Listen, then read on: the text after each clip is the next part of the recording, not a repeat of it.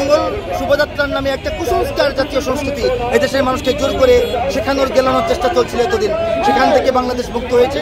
আমাদের তরুণরা যুবকরা বুকে রক্ত ঢেলে দিয়ে নতুন বাংলাদেশ আমাদেরকে দিয়েছে।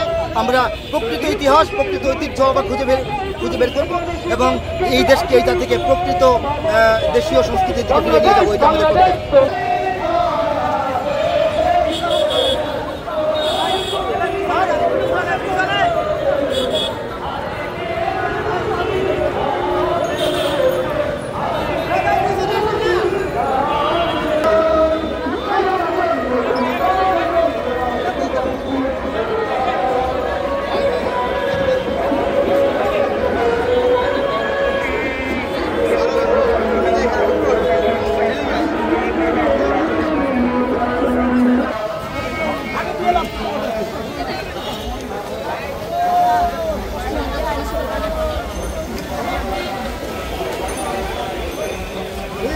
মাইরা দিচ্ছে রে এ সাজ্জাদ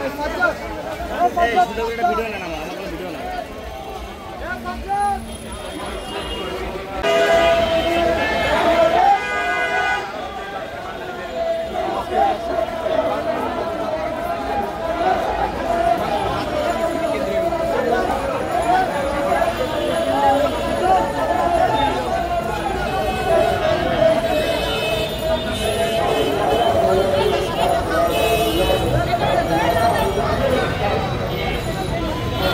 ভাই এটা কি আপনার বউ?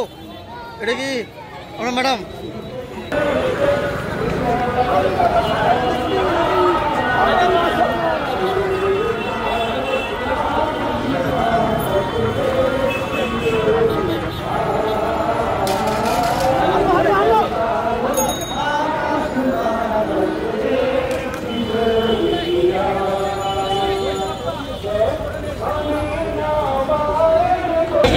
ব্যতিক্রমী একটি বর্ষবরণ দেখছি, যেটি এর আগে আমাদের চোখে পড়েনি। কেমন লাগছে এটি করে?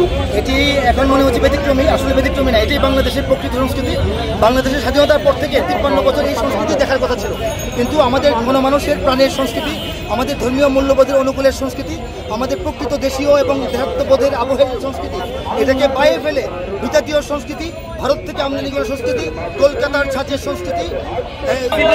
আজকে যে ফেস্টিভ্যালের মোটিভ নিয়ে যে আনন্দ শোভাযাত্রাটি হয়েছে, সেটার আলোকে আপনাদের এই আয়োজন, সেটা নতুন বাংলাদেশে কিভাবে আপনারা এই আয়োজনটা আইডিয়া বের করেছেন, কিভাবে পরিচালনা করছেন আজকে? না, বাংলাদেশে তো নববর্ষ উদযাপনের জন্য একাধিক প্রোগ্রাম হতে পারে। আমরা আমাদের আঙ্গিক থেকে করেছি। আমরা প্রাধান্য দিয়েছি এই দেশের গণমানুষের ধর্মীয় মূল্যবোধ যেন অক্ষুণ্ণ থাকে এবং প্রকৃত দেশীয় সংস্কৃতি, ঐতিহ্যবাহী যে সংস্কৃতি, এগুলিকে ফিরিয়ে আনা। দেখেন আমাদের এই গণমিছিলের মধ্যে, আমাদের এই র্যালির মধ্যে আমরা পর্দায় ঢাকার যে রিক্সা রেখেছি। এটা হিন্দু, মুসলিম, বাঙালি নারীদের আভিজাত্যের প্রতীক, তাদের তাদের সংগ্রামের প্রতীক ছিল একসময়। এটা বাঙালি সংস্কৃতি। আমরা এখানে রক্তাক্ত সাপলা লিখেছি। হ্যাঁ, আমাদের শোষকের হাত থেকে, এই যে শোষকের মাধ্যমে এদেশের গণমানুষের উপর যে অত্যাচার, নির্যাতন, রক্ত ঝরানো, সেই স্মৃতিকে আমরা আবার জাগরুক করেছি। আমরা এর তীব্র প্রতিবাদ জানানোর জন্য একটি রক্তাক্ত সাপলা লিখেছি। আমরা কৃষকের লালন লিখেছি। আমরা হালখাতার উপাদান আমরা রেখেছি, একটা প্রতীক রেখেছি। আমরা তাসবিহ রেখেছি, আমরা রেহাল রেখেছি। বাংলার প্রত্যেকটা বাড়িতে বাড়িতে ঘরে ঘরে তাসবিহ, রোহাল, জায়নামাজ, এগুলি গণমানুষের প্রাণের সংস্কৃতিতে রূপ লাভ করেছে। এগুলিকে আমরা তুলে ধরার চেষ্টা করেছি জাতির সামনে এবং জাতিকে সঙ্গে নিয়ে এই আমাদের প্রোগ্রামের মাধ্যমে গোটা বিশ্বের কাছে বাংলাদেশের প্রকৃত চেহারা এবং রূপটা তুলে ধরার চেষ্টা করছি। রেমিটেন্স যোদ্ধাদের ঢাকায় বিশেষ ছাড়ে রেডি ফ্ল্যাট দিচ্ছে শতভাগ বিশ্বস্ত ও নির্ভরযোগ্য প্রতিষ্ঠান প্রবাসীর সিটি।